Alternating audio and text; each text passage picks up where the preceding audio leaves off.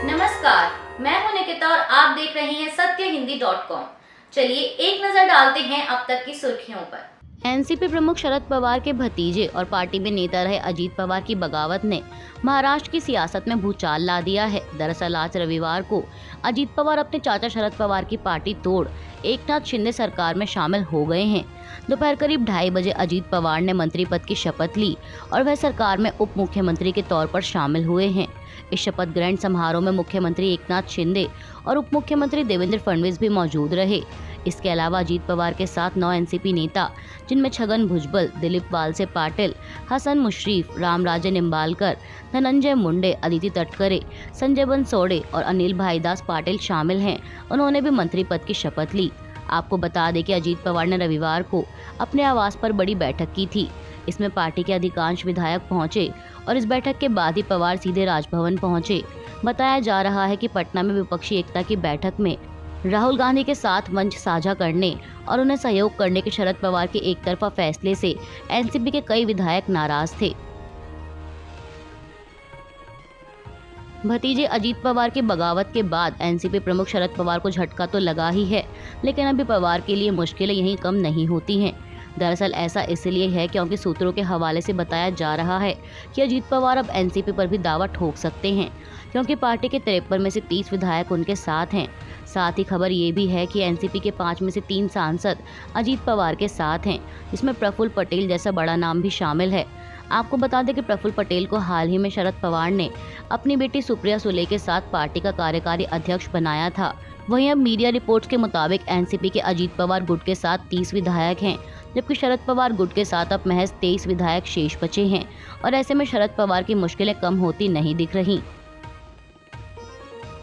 महाराष्ट्र सरकार में उप मुख्यमंत्री पद की शपथ लेने के बाद अजीत पवार ने मीडिया से बातचीत के दौरान कहा कि मोदी सरकार के नेतृत्व में देश आगे जा रहा है। इसके साथ ही उन्होंने एनसीपी के नाम और सिंबल पर भी अपना दावा ठोका। अजीत पवार ने मीडिया से बात करते हुए कहा कि विकास को महत्व देना बहुत ज़रूरी है। 9 साल से पीएम मोदी ने कई काम किए हैं, उसे देखकर मुझे लगा कि मुझे भी विकास की यात्रा में भागीदार होना चाहिए। अजीत पवार ने आगे कहा कि कई और साथियों को मंत्रिमंडल में जगह दी जाएगी। उन्होंने दावा किया कि कुछ विधायक अभी नहीं पहुंचे, कई और विधायक हमारे साथ हैं, कुछ विधायक अभी विदेश में हैं। उप मुख्यमंत्री ने कहा कि कई लोग हमारी आलोचना करेंगे, परंतु हम उसे महत्व नहीं देते। हम महाराष्ट्र की प्रगति के लिए काम करते रहेंगे, इसलिए हमने यह निर्णय लिया है। हमारे अधिकांश विधायक हमारे फैसले से संतुष्ट हैं। हमने एनसीपी पार्टी के साथ इस सरकार का समर्थन किया है। हम सभी चुनाव एनसीपी के नाम पर ही लड़ेंगे।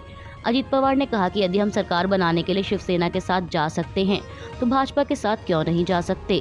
हमने एनसीपी विधायक दल के रूप में शिंदे सरकार को समर्थन दिया है और भविष्य के सभी चुनाव पार्टी चिन्ह पर लड़े जाएंगे।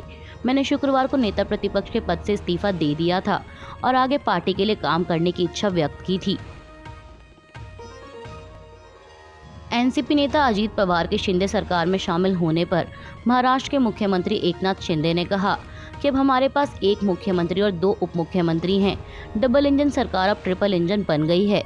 महाराष्ट्र के विकास के लिए मैं अजीत पवार और उनके नेताओं का स्वागत करता हूं। अजीत पवार का अनुभव महाराष्ट्र को मजबूत करने में मदद करेगा। वहीं कैबिनेट में सीट बंटवारे के सवाल पर सीएम शिंदे ने कहा कि मंत्रिमंडल में सीट बंटवारे पर चर्चा करने के लिए पर्याप्त समय है। हम महाराष्ट्र के विकास के लिए एक साथ आए हैं। विपक्ष को पिछले लोकसभा चुनाव में 4-5 सीटें मिली थीं। इस बार वे इतनी सीटें भी हासिल नहीं कर पाएंगे।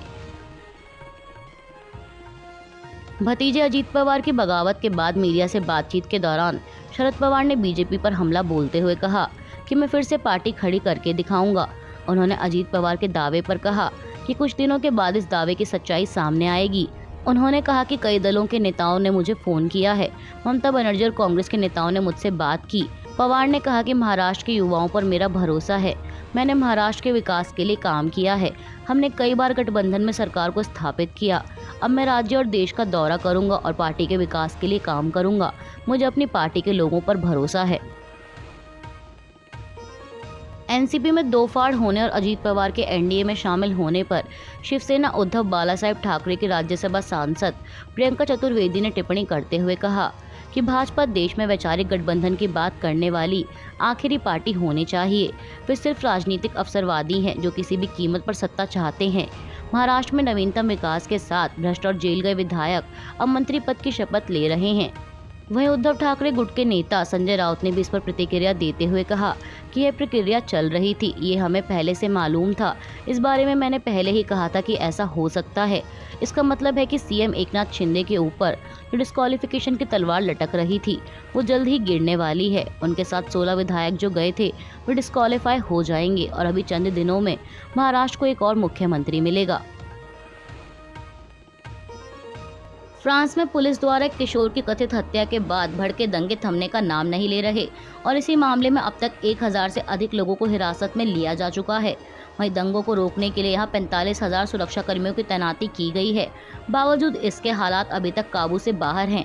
दरअसल फ्रांस में पुलिस द्वारा 17 वर्षीय किशोर को गोली मारे जाने की घटना के बाद भारी सुरक्षा व्यवस्था के बावजूद चौथी रात को व्यापक विरोध प्रदर्शन हुए और इस दौरान देश भर में 1311 लोगों को गिरफ्तार किया गया। लेकिन इतने लोगों की गिरफ्तारी के बाद भी दंगे थमने का नाम नहीं ले रहे हैं और इस समय पूरी दुनिया की नजरें फ्रांस पर टिकी हुई हैं।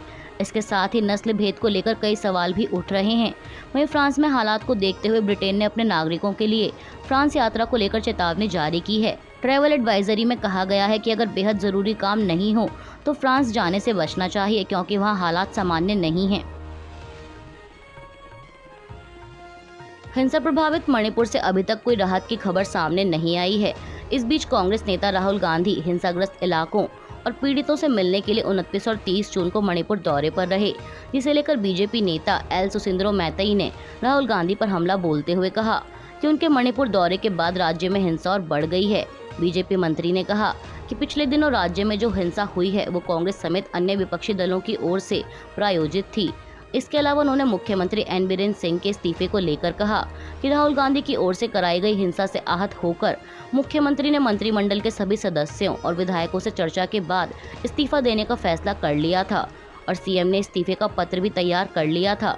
लेकिन मणिपुर के लोगों का मानना है कि सरकार हालात सुधारने के लिए लगातार काम कर रही है। सुसिंद्रो मैतई ने आगे कहा, एन बीरेन सिंह राज्यपाल से मिलकर मुख्यमंत्री पद से इस्तीफा देने ही जा रहे थे, लेकिन हजारों महिलाओं ने सीएम से घर नहीं छोड़ने को कहा।